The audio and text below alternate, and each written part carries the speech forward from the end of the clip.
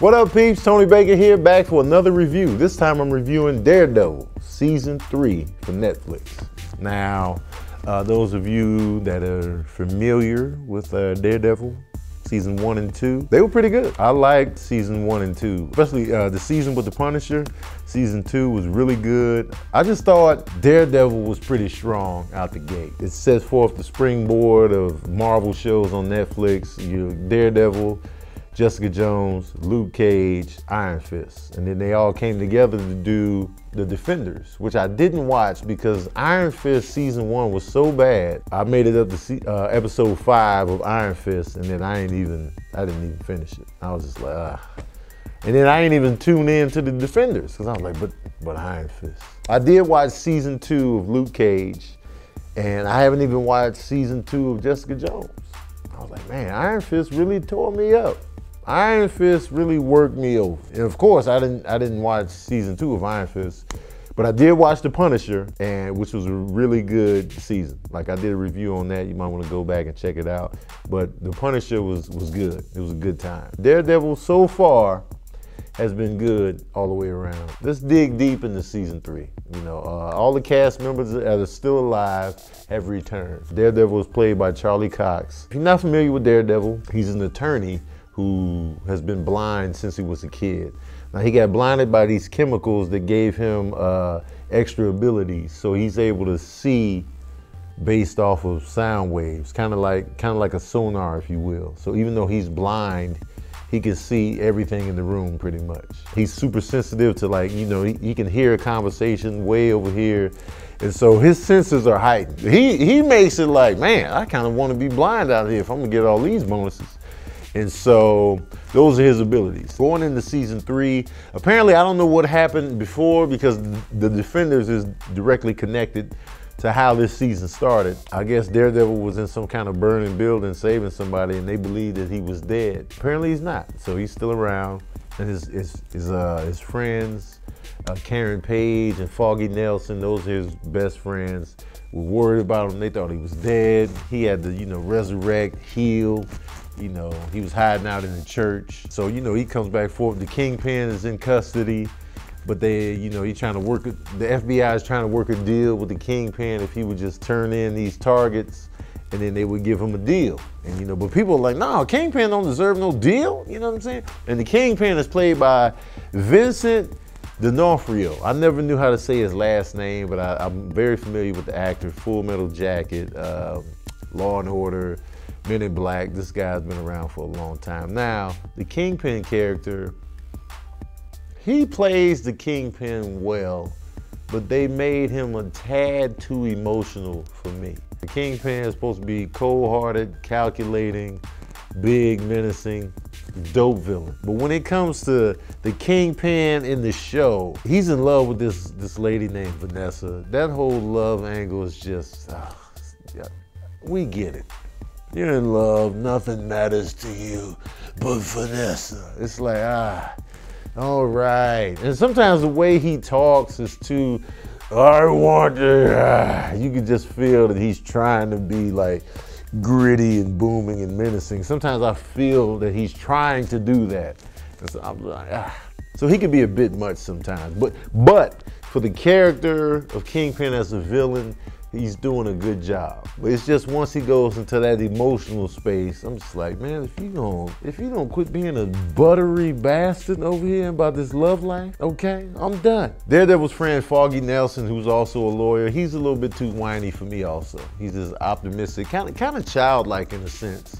And he's always like, you know, when Daredevil does resurface, like, you're my best friend, you should have told me, shut your ass up. There was a reason that he faked his death, man. Just be cool with that. Your friend is not a normal human being, okay? He's a superhero. Let him do the stuff he has to do to get by. Stop whining about petty stuff. You're my best friend, you should have told me. Hush. You think if my best friend was also a crime fighter with superhuman abilities, and he was like, man, I thought you was dead. I'm glad to have you back, dog. That's it. That's our conversation. Let's get back. What you need from me? Let's do this. Let's do that. I'm glad you're still alive. Now, you lied to me. You lied for a reason, you know what I'm saying? Our lives are at risk because of who you are. I respect you lying and faking dead. That way we won't be killed. Just respect that and move on. Quit whining, man. I hate that whiny crap, man. And that's the thing about like episodic shows. You got to keep the story moving, so you kind of sit on one topic for too long, and it's annoying. It's like, all right, man, we get it. Your friends are mad at you. Suck it up. Now, they introduce a new character in the season 3, the character of Bullseye. All right, now if you're familiar with the movie, Colin Farrell played Bullseye, who's Daredevil's arch nemesis. Daredevil's main villains are Kingpin and Bullseye. Now, Bullseye is one of my favorite Daredevil villains. Now, his ability is he has uncanny aim. Like, he can kill you with a bottle. He'll just throw it at you and just precision. It'll go in. He can throw it hard, fast, boom, like bow. He'll kill you with an ashtray. He just was always naturally just good at throwing things. Like, you know, he killed somebody with a baseball as a kid. So it's like, yo, this dude is crazy. And he's mentally unstable. He's unstable as hell. You get extra leeway when it's a series because you have more time to develop a character. So, you know, you see the slow progression of Bullseye because Bullseye's an FBI agent, but he's unstable. Like, you know what I mean? So he's like crazy. He's like, you know, he likes to kill people, but he's trying to, you know, maintain that, you know, and he has a job where he can kill people legally. He's feeding something. And so you see that building within him. And then the Kingpin gets in Bullseye's head and starts to work with the Kingpin, and Kingpin is manipulating him to do what he needs him to do. He was able to tap into what made Bullseye tick. But y'all want to know about the action of Daredevil, you know what I'm saying? And the action is good. Daredevil gets his ass beat 24/7. Like, it's a tough life. And I like that they show that, you know what I'm saying? He's scarred up, his body is bruised, he's taking ass whoopings. He can fight, but he's still getting punched, kicked, and that builds up, man. And some of the shots in this show are incredible because they do long-lasting fight sequences. Like, they'll just do a one shot of one fight sequence. They'll just follow Daredevil through a hallway or through a prison, like riot type joint. No cuts, they just do one continuous shot. I think that's dope. They've done it before in previous seasons, they do it again in this one. I love those. I love those type of action sequences. The fight choreography is really good. I hope Black Panther incorporates a better fight choreographer for Black Panther 2, you know what I mean? So that's the strong suit of Daredevil. Now, the first fight between Bullseye and Daredevil was great. Like, they nailed it. They nailed it to a T. They fought, Daredevil came in, and he was giving Bullseye the business on the hand-to-hand tip, close quarters combat. You know, Bullseye is no match for Daredevil on that front. Bullseye can fight, but you know, Daredevil has these extra abilities, like I said. So he's quicker, you know what I'm saying, the reflexes. And so he was giving Bullseye the business up close, hand-to-hand. But within the fight, when Daredevil got too far from Bullseye, that's when Bullseye got the upper hand again because he was throwing everything at Daredevil. And he was like, oh snap, this dude's aim is just ridiculous. And so he was throwing everything at him. And so, you know, Daredevil has to get in close without getting killed by objects being thrown at him. Because he can kill you with an ashtray. So you go, oh snap. And you know, thankfully Daredevil has heightened senses and heightened abilities so he can catch and block some of the stuff being thrown at him. But when it's a barrage, something's gonna hit you. And I was like, yes, they nailed it. Because that's how it is in the comic book. When they fought, Daredevil would be giving him the business up close. But man, at a distance, when Bullseye can throw something at you, it's a wrap. And I love how they stayed true to that. Granted, I didn't like the inconsistencies of Daredevil would be giving Bullseye the hands. Just a complete, just working them. And Bullseye's still conscious. But then, you know, Bullseye hit Daredevil a couple of times and Daredevil's knocked out. I'm like, man, let's give Daredevil a chin, man. Daredevil had a chin earlier when he was fighting prisoners and prison guards. He was taking all kind of punishment. But when Bullseye hits him a few times, yo, you knocked out now, you disoriented, you laid out so he can, that's the thing I don't like.